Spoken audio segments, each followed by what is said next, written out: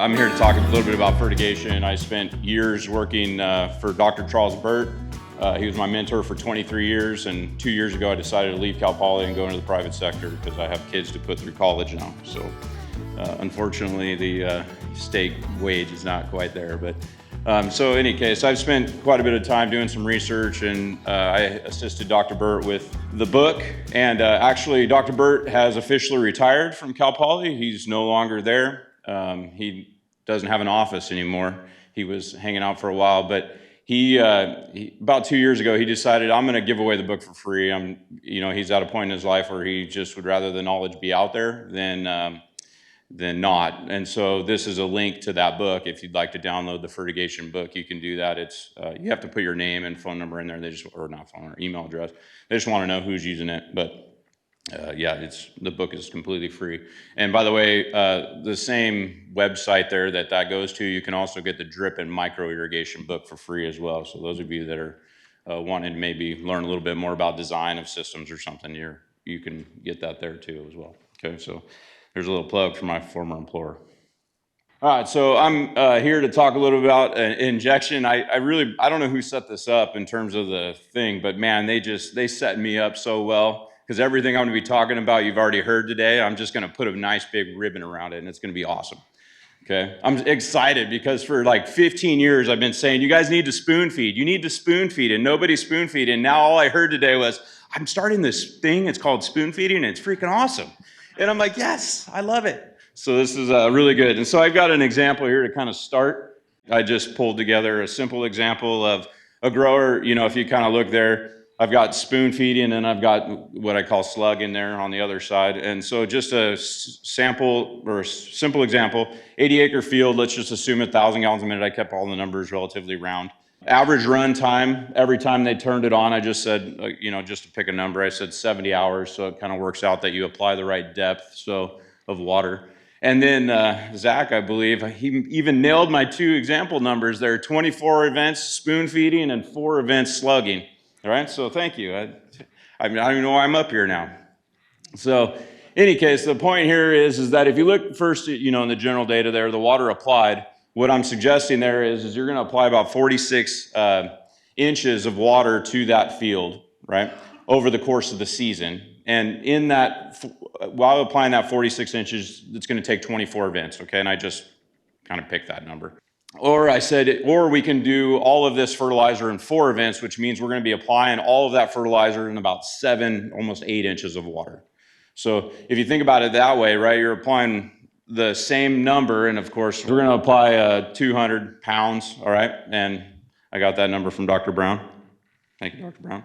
Okay, and again, I kept it nice and round there. And I'm just using UAN 32 as an example. So basically, you're going to apply 200 pounds of fertilizer in 46 inches of water applied, or you're going to apply 200 pounds in 8 inches of water applied, right? And if you just kind of think about the concentration of fertilizer that you have to have there, that's kind of this next line I have down here in red, right? You look at the flow rate, first of all, it's the next bolded one down there, fertilizer flow rate. If you do it with every single irrigation event, you're going to be applying fertilizer at a rate of about 2.7 gallons per hour. Okay. Whereas if you do it in 4 events, of course, you're going to be doing it 16 gallons per hour.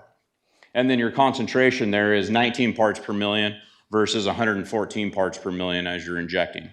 Okay. What I'm saying here is that if you have incompatibility problems, typically you're going to have them when you have higher concentrations of things. Now, UAN 32 is pretty benign. It doesn't really, latch onto too much. But if you're doing CAN 17, for example, anybody injected CAN 17? Yeah? What'd you plug up? Right? That's what happens when you inject CAN 17, especially if you do it in high doses, right? And so we want to keep those doses low. And then, of course, at the end, you can see every fertigation event down there, the next black, thick, or bold line there, we apply basically 8.3 pounds of fertilizer with every irrigation event, whereas with the 4 applications, we applied 50 pounds every time. You guys have seen the charts, and I'll show you again here, but the 8.3 every single time you irrigate. And by the way, what drives irrigation? ET. ET drives irrigation, right? And so if the plant needs water, what else does it probably need? Fertilizer, right? Now, of course, you don't want to be behind the 8 ball. We talked about that a little bit. You want to make sure you have a little bit to go when you start going. But ultimately, you need to basically apply the fertilizer when you're applying the water. And so I'm here to tell you that spoon feeding is the way, right? And we've heard it from a couple panelists and a couple other speakers as well that it works, okay? So, and then in the end, we still apply the same amount, of fertilizer over the course of the whole season, okay? So, spoon feed. So this is kind of what it looks like if you were to spoon feed. So I took ET for Fresno region, and I just put it in a spreadsheet, and then I just plotted up ET, and then I plotted up if I was to put on 19 parts per million with every single application event, and I lined them up here on a chart. And so you can see the fertilizer applied is maybe a little bit ahead of schedule compared to the actual ET, but then it basically drops off just like the charts you guys were seeing earlier, and you continue to water there at the end. But in the end, how does that look? It looks just like the application that you guys needed when you were saying, well, I want this. I think Catherine was showing like a stair-stepping deal, right? And she's like, well, it's hard to kind of meet it. You can overdo it, you can underdo it. Well, if you just spoon feed, you can nail it, okay? And if you try to do the old technique where you do, I think in this particular case, I chose to do, this is actually 3 events. I probably should have made it 4, but some of the research says that you do, 30, 40, 30?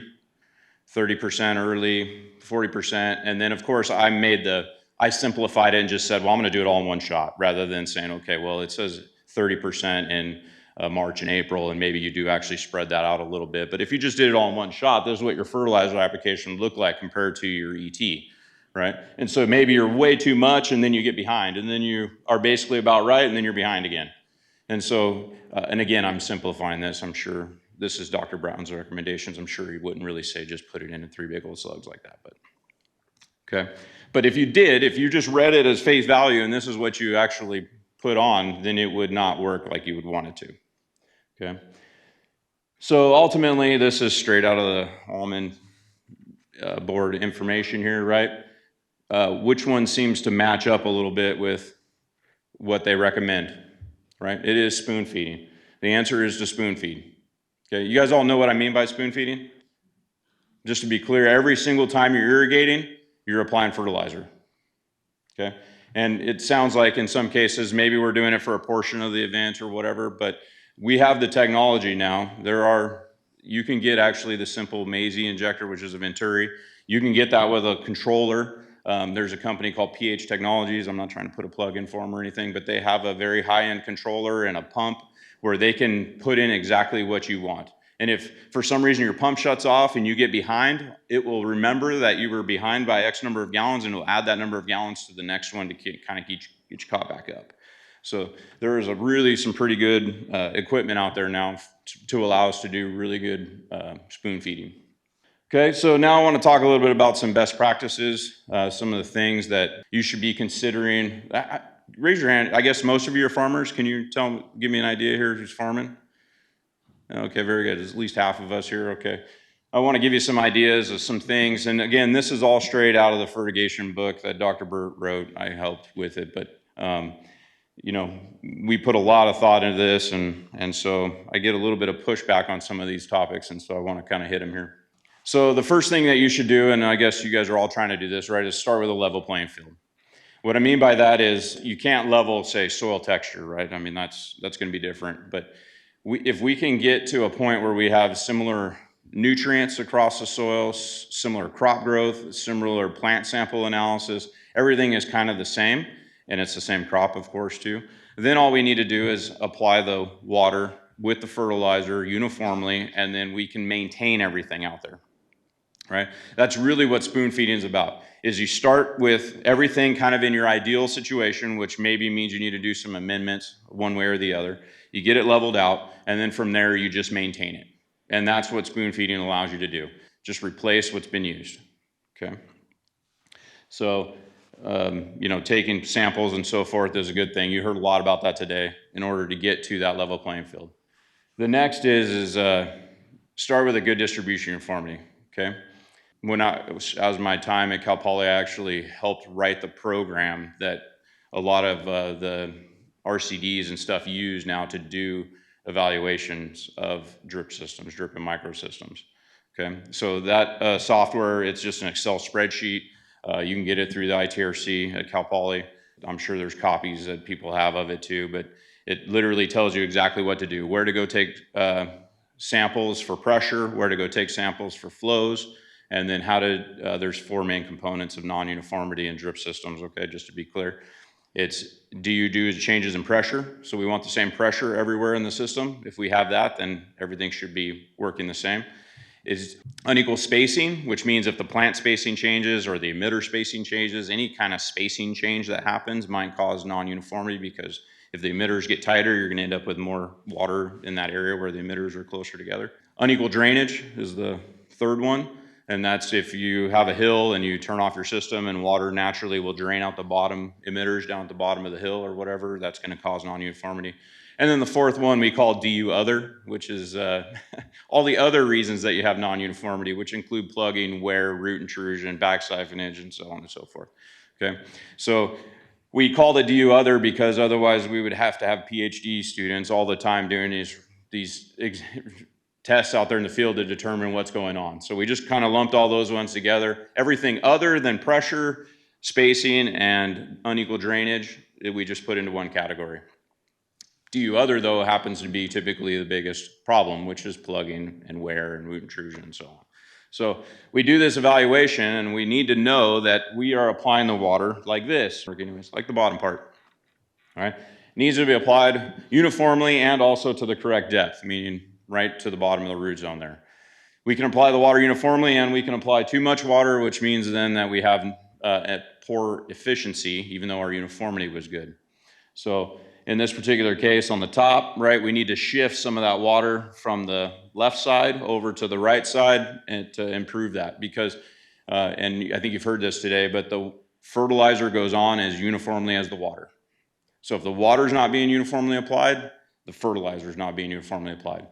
So distribution uniformities are key. If you haven't had a distribution uniformity test done on a field, in fact, one of the things when I moved to Laurel Ag and Water, one of the things I said is, every new system that we install is going to have a distribution uniformity test done with it. And when we hand over the keys to the system, we're handing over that uniformity test to basically say, look, we are showing you that it performed like we designed it.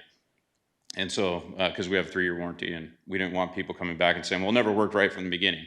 And by the way, it's happened. People say, well, it doesn't work. But, well, does it or doesn't it, right? And especially if you inject can 17, we're going to have problems, okay? You can do it, but again, in small doses. Number 3, always inject upstream of the filters. Who's doing that? Yeah, everybody's after the filters, right? But I'm suggesting that you should inject upstream of the filters, right? And you're gonna have, what's the argument against it? What are you gonna tell me? Yeah, I'm gonna lose some fertilizer, right? It's gonna plug up my filters. Well, if it's going to plug up your filters, what do you think it's going to do to your drip emitter? It's going to plug it up, right? We would rather catch it in the filters than catch it in all your emitters out there, because then you're going to be calling us wanting coils and coils of hose to replace everything that plugged up out there, right? So there are a couple things, though, that you can inject downstream, typically pesticides and strong acids, because, well, the acid you typically don't want, chewing up your stainless steel tanks or whatever. And then pesticides, you typically don't want to have that anywhere but out in the field. So, but strongly consider injecting upstream, okay? And then you say, well, what about the chemicals in backflush water? There are some options, right? Number 1 is you can install a recycle system. This one's made by Fresno Valves. It's just an overflow screen.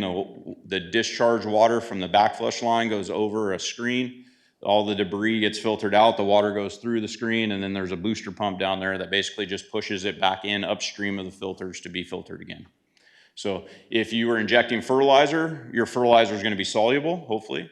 And so any of that soluble fertilizer is going to go through the screen and get just put right back into your system, okay? And then you can also get some fancy controllers too that will shut off the fertigation system and allow you to backflush after you've kind of flushed through the things. And by the way, FREP, one of my last years at Cal Poly, we got $200,000 to do educational videos on fertigation. I'll give you a link to that here in a minute. And one of the questions we always got was, how long does it take to actually get the fertilizer out of the tanks so we can actually go into back flush? And the bottom line is it's less than 5 minutes. So if you just put a 5-minute dwell on it, you shut off, you wait 5 minutes, then you can back flush and you're not going to lose any of your fertilizer. Okay. What about the fertilizers harming, or the chemicals that you're injecting harming your media tanks or whatever it is that you're using, your amide filters, whatever it is, right? If you're spoon feeding, you're at such low concentrations, it's not going to have a problem. Okay. And then, well, what if I have poor quality water and so my filters are back flushing constantly? It's going to be a headache to inject upstream whenever it's turning on and off the back flush system. If that's the case, I hate to tell you, but your system is probably under designed in terms of filtration. Probably don't have enough filtration, which is why it's back flushing so frequently. So those common kind of comments that I get about why you shouldn't inject upstream and spoon feed tend to be answered by, just saying, well, spoon feed and make sure it's properly sized. So spoon feed, right? You've heard it a couple times up here, and I'm just driving it home, right? Typically, you have very little incompatibility when you put in small concentrations. However, you always should do a jar test. Anybody in here done a jar test with the fertilizers you're injecting? Yep. Right, you take the concentrations of the fertilizer that you plan to inject, you put them basically in your irrigation water in a jar, you shake it up, and you let it sit overnight. Right? If you start to see some stuff forming, then you probably shouldn't be injecting those at the same time, whatever it is, right? But if it still looks like clear water, then go ahead and inject it, right? And I do agree with having all of them individually injected, right? So you can inject multiple fertilizers at the same time, but rather than making a cocktail and injecting that cocktail, you can individually inject all those fertilizers into one line. All right, pay attention to nutrient ratios. You guys heard a lot about this today. The one thing that I'll add about this is that it's not just about having adequate levels. A lot of times you'll get a lab report and it'll say that's good, that's in the range, that's good. But there's also something to be said about looking at ratios between all the nutrients. Catherine, I think, got a question about well, how much calcium should you have to magnesium? And typically we would say you want to have 5 times as much calcium as you have magnesium. If you start to get that ratio closer to 2 to 1, you're going to start to have problems, even though you may still have a SAR that's still halfway decent, right? And so looking at ratios of all the different nutrients and stuff that you have in your water and your soils, those are good things to be looking at, as well. There's a little problem with this little bubble tank here is that's basically just to slug it in, right? Fire that sucker up, just push it in there and go home. Right, and while that's convenient, it probably is not meeting your agronomic needs or goals. All right, and then injection equipment here. There's lots of different options out there. One of the things, though, I would point out is you probably want something that does proportional injection. Are you familiar with that term? Just to be clear, proportional injection is, let's say I have a field and it has 4 blocks, but all of these blocks are maybe different by 200 gallons a minute. Right? So one of them is 1,000, one's 800, one's 900, and one's 850 or something like that, right? Whenever I switch between blocks, if I continue to inject with my Venturi and I'm always injecting the same volume across this Venturi, but now I'm injecting it into 800 gallons a minute here, and on this block I'm injecting it into 1,000 gallons a minute, what have I effectively done to my field? I've put in different amounts of fertilizer. Right? And so proportional injection allows us to basically, as we get a more flow rate, we get more chemical. Or as we get less flow rate, we get less chemical, whatever, fertilizer, whatever it is we're injecting. So it proportionally changes with the flow rate. So you have to make sure you have a proper flow meter, right? To your term, I used to say that at Cal Poly all the time. You can't measure, you can't management. One of the things you always have to start with is a flow meter. Because a flow meter not only drives how much water you're applying, but it also drives how much fertilizer you're applying and so forth.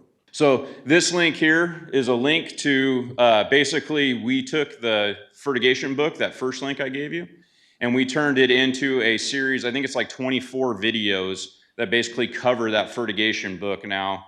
And it's in English and Spanish, thanks to FREP for the funding for that. So you guys can, that's a link to in particular, it's a link to the injector videos, but I think once you click on it, you'll see all the other videos right below it on the YouTube page. And then if you click around in there, you can find the Spanish versions of them as well. All right, and then that's my contact info if you guys need anything from me. Thank you, Franklin. An applause. We have time. We have time for one or two questions, so raise your hand if you have a question, please. This isn't necessarily for you, but one of the things we run into often is on the spoon feeding side is the inability to do that if they're on district water. Sure. Is there anything out, I mean, aside from putting in a pond, is there anything out there incentive-wise to kind of push districts to make water on demand a thing in those districts? Or are there incentives to put in ponds and things like that? I can think of one example, actually. Fresno Irrigation District, just south of here, they actually kind of changed their whole philosophy because they were on a standard, you get a water every 2 weeks or whatever, right, rotation based. And they decided to put in a whole bunch of recharge ponds. And so then they take all their surface water and they just dump it in the ground, and then farmers put in shallow wells and they just pump it out whenever they want. And so Fresno is kind of, and now all of a sudden they get a bunch of rain, and what does Fresno look like, man? They look like, woo, I know what I'm doing, because now they have all these recharge ponds that they can take all this free water now and put it into their ground. They don't even have to take the water that normally is allocated to them. So it's probably more about talking to the delivery folks about modernizing the way that they deliver rather than trying to do it on farm. But on farm, the simple solution is just out of reservoir, you know, but it takes land out of production. Although you probably want to take almonds out right now anyways. Did I say the bad part out loud? Yeah. That's another question here. Yeah, can you get out the 100% of the potassium needs through spoon feeding, or do you still have to spread some? Yeah, that's a good question. I would suggest that if you kind of follow along with my deal there, you know, I mean, obviously you can't because it's a spreadsheet or whatever, but if we know how many pounds we want to put on and when we want to put it on, and if it follows, and it looked like it did from what I was seeing from some of the presentations, that it kind of follows the same path as the nitrogen, that you can inject the N and the K at the same time and meet the needs. Yeah, that's my opinion, is I think you still do it with spoon feeding. When you're spoon feeding, how important is it to flush out the lines? That's a great question. Okay, so to answer that question, so just to be clear here, there was for a while there, if you slug it in, right, there was a thought that, well, if we slug it in, we're going to get more water at the first few emitters than we will at the end emitters, because more of the water is going to be coming out, and the velocity slows down in the tube as you get to the end, right? There is some truth to that. If you spoon feed, though, you always have that exact same concentration of fertilizer in the water.